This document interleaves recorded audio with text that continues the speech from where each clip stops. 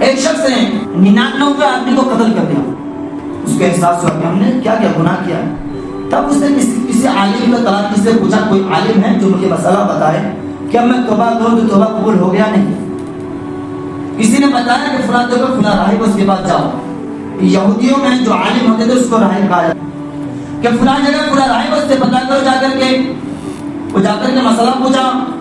شاید ان کو معلوم نہیں تھا مکمل طور پر 99 آدمی کو قتل کر دیا تمہارا توبہ قبول ہوگا نہیں. اس سے اس کو بھی قتل کر دیا 100 مکمل ہو گئے. لیکن پھر بھی وہ ابھی یہ مایوس نہیں ہوا. اب بھی اس کو نادم و شرمندہ اپنے گناہ پر اللہ کی ذات پر امید ہے اور اپنی طرح لوگوں سے پوچھ رہا ہے. اور ہے کوئی بڑا عالم جس سے ہم جا کر کے یہ مسئلہ پوچھیں کہ ہم نے 100 آدمی کو قتل کر دیا ہے, کیا میرا توبہ قبول ہوگا؟ اللہ میرے گناہوں کو معاف فرمائیں گے؟ تو میں نے فرمایا کہ ہاں فلاں جگہ جاؤ, وہاں ایک بڑے عالم ہیں. انہوں نے جا کر کے مسئلہ پوچھا تو فرمایا کہ ہاں تمہارا توبہ قبول ہوگا. اس کے ساتھ ساتھ ایک شرط ہے کہ جہاں تم رہتے ہو, جس ماحول میں رہتے ہو, اس ماحول کو چھوڑ کر دیکھو فلاں جگہ بستی ہے وہاں نیک لوگ رہتے, اس کے ساتھ رہنا. ٹھیک ہے, توبہ کر کے کام اپنے پہلے کے ماحول جو غلط گناہوں کا ماحول تھا, غلط ماحول تھا, اس ماحول کو چھوڑ کر جہاں نیک لوگ رہتے تھے وہاں جانے لگا. جاتے جاتے راستے میں موت آ گئی. راستے میں موت آ گئی. جنت کا فرشتہ, رحمت کا فرشتہ آتا ہے, میں جنت میں لے جاؤں گا. جہنم کا فرشتہ آتا ہے, میں جہنم میں لے جاؤں گا. دونوں جھگڑنے لگا کیوں بھائی رحمت جنت میں, ارے توبہ کر لیں. اور توبہ کرنے والے کے بارے میں ہے التائب من الذنب کمن لا ذنب لہ, جس نے اخلاص کے ساتھ توبہ کر لیا وہ ایسا ہو گویا کہ دودھ کا دھلا, اس کے اندر کوئی گناہ ہی نہیں ہے, اس کے نام اعمال سے پورے گناہ مٹا دیے گئے. رسول اللہ صلی اللہ علیہ وسلم نے فرمایا کہ تو توبہ کر لیا, اس کے گناہ بخش دیا اللہ تبارک و تعالیٰ نے, اس کو جنت میں جا رہا ہوں.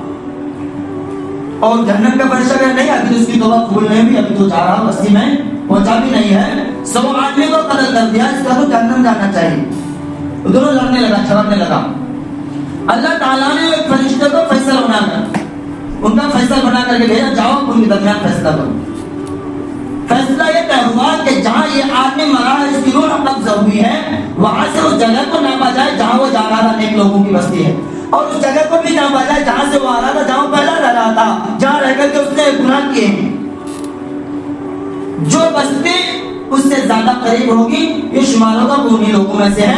اگر نیک لوگوں کی بستی اس سے زیادہ قریب ہے تو یہ شمار ہوگا کہ نیک لوگوں میں سے اس کی مغفرت ہو جائے گی. اور اگر جہاں سے غلط ہے, جہاں برے لوگ رہتے ہیں, غلط ماحول ہے, اگر وہ بستی زیادہ قریب ہے تو یہ شمار ہوگا کہ غلط ہے, کہ گناہ ہے, گنہگار ہے, اس کو جہنم میں لے کے چلے جائیں گے.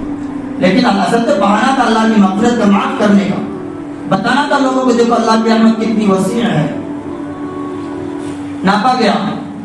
فرماتے ہیں کہ جہاں سے گیا تھا وہی جگہ زیادہ قریب تھی, جو جایا تو دور تھا, لیکن اللہ تعالیٰ نے مسافت کو قریب کر دیا, اس کو بعید کر دیا, دور کر دیا. ناپا گیا تو جدھر جا رہا تو قریب ہوا, جدھر سے آ رہا تو دور ہو گیا. فرشتے نے کہا جو بھائی یہ قریب ہے, اس کو نیک لوگوں میں سے شمار کیا جائے گا, اس کو جنت لے کر کے چلے جاؤ. تو اس کو جنت لے کر کے چلا گیا. کیا کہنا, توبہ کر کے بھی جہاں جانا تھا, نہیں نماز میں کچھ کوئی عمل کیا, کچھ عمل نہیں, لیکن خالص توبہ, کتنا بھی گناہ کیوں نہ ہو جائے اس کو اللہ تبارک و تعالیٰ کیا کرتے ہیں, مٹا دیتے ہیں. شرط ہے کہ خالص توبہ ہو.